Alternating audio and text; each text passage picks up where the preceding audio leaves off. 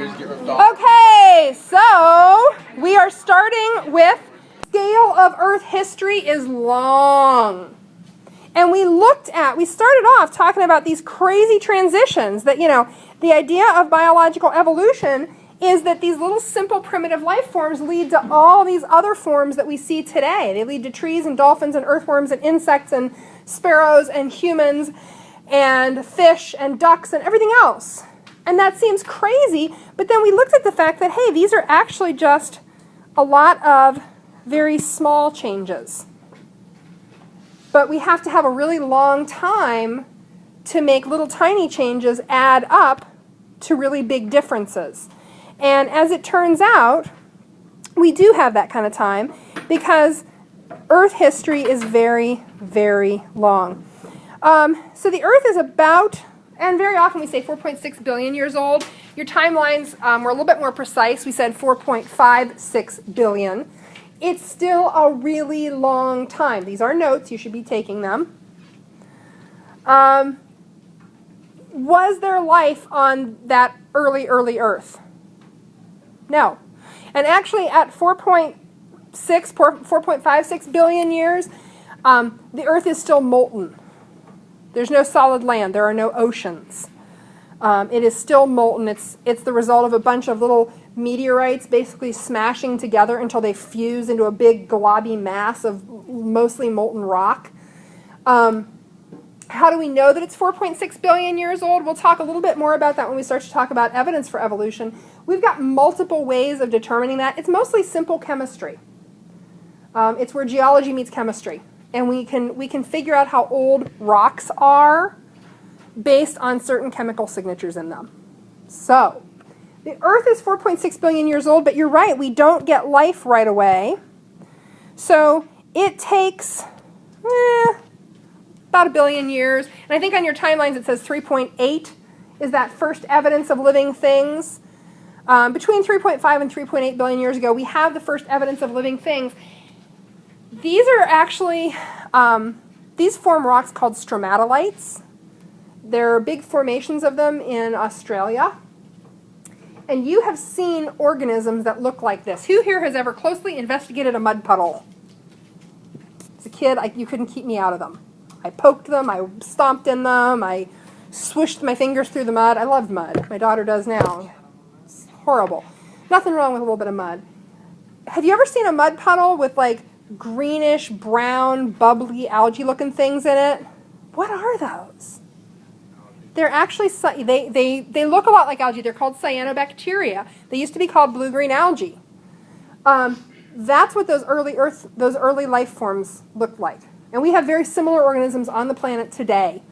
Not identical, but very similar. And they leave really distinctive geologic evidence. So that's how we know that that's what that was 3.5 to 3.8 billion years ago.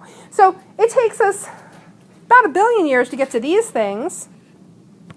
Well then, about 600 million years ago, roughly, and the numbers here vary a little bit from the timeline. These are more out of your book, and we're not highlighting exactly the same things.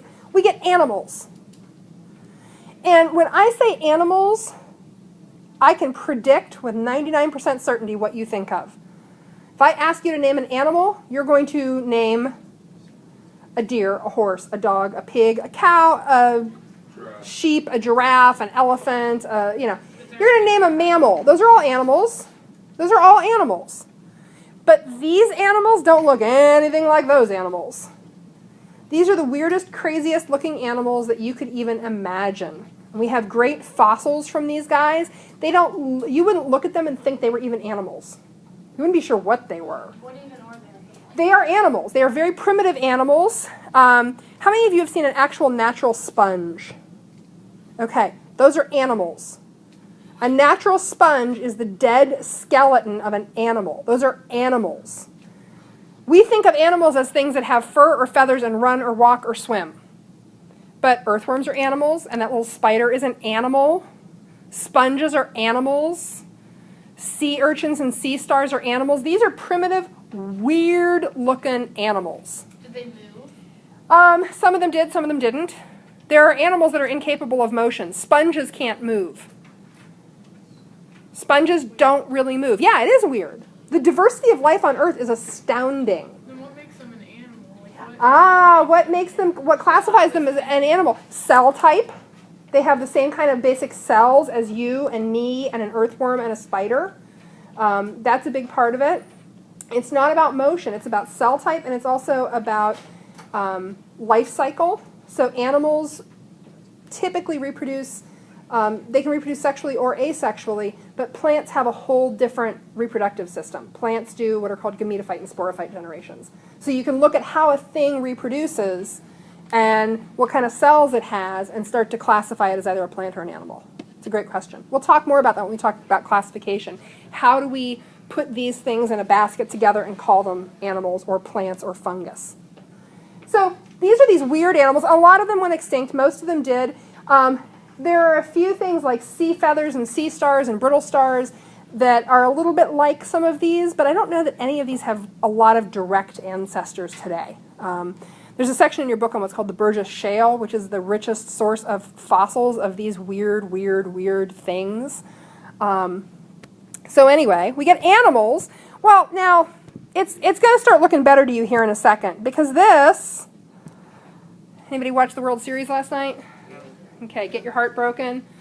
So, if you are rooting for the home team, you got to root for this little guy or gal.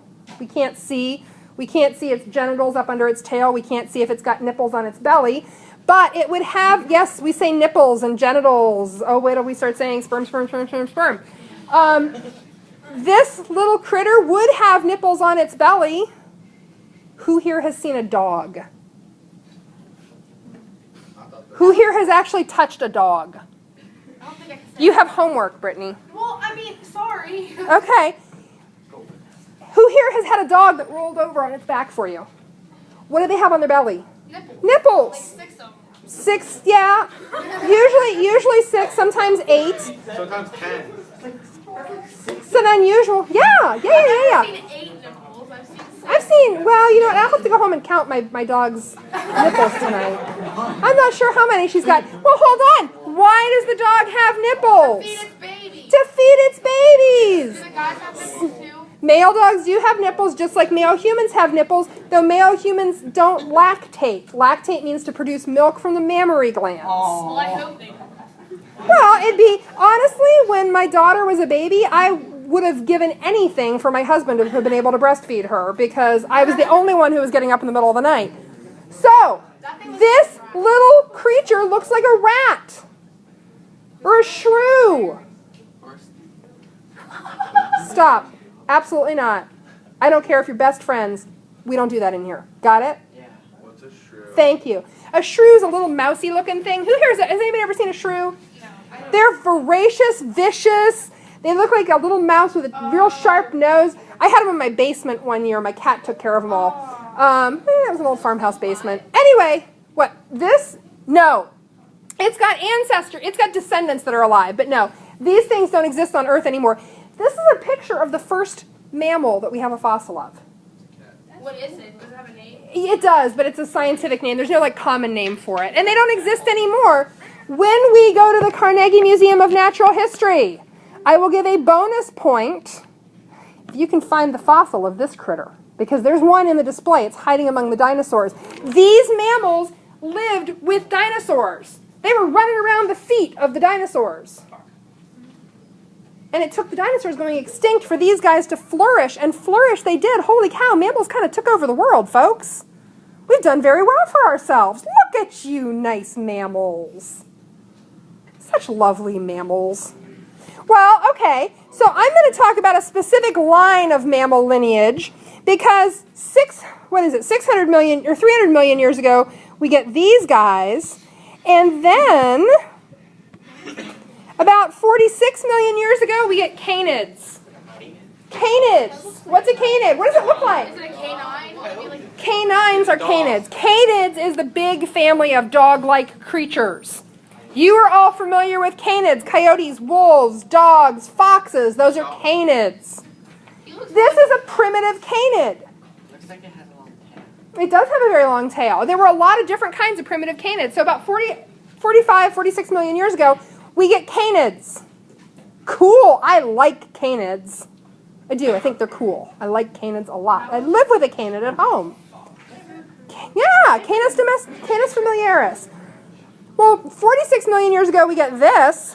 And then, oh, you're going to like this. About 1 million years ago, we get these guys.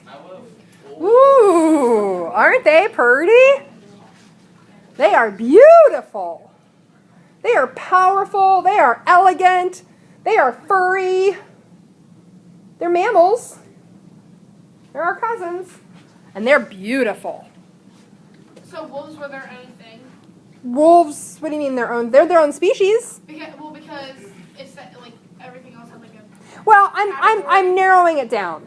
Okay. I'm narrowing it down. It's going to get even narrower. So about 1 million years ago, we had primitive wolves. And 20,000 years ago, something important happened.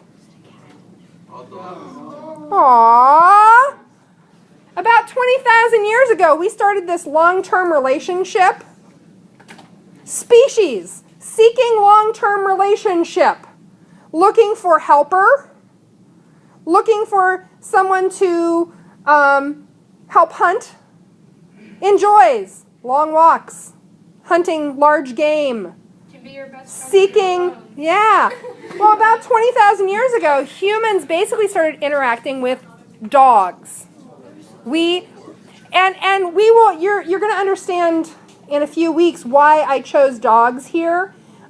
There's a book that we're going to do some readings from called The History of. It's basically about the evolutionary history of dogs, and it talks about the human-dog relationship over the last 20,000 years. We've been hanging out with these guys for 20,000 years. This is a serious long-term relationship. And there's some debate about whether we domesticated them or they domesticated us. What is that? Made them into not wild animals anymore. So a domesticated animal is something that we keep as livestock or a pet. A wild animal is something that we do not, as a species, keep as a pet or livestock. Right. And so humans have been domesticating animals for about 10,000 years, but the dog stands out because we domesticated the dog before we domesticated other stuff. We've had a longer-term relationship with dogs than really with any other domestic animal. So, tomorrow I will not see you. That's the piece I keep forgetting. Okay. We're going to stop here on Monday. Oh, this is getting bad. Okay. Well, next Wednesday we'll be doing a lab.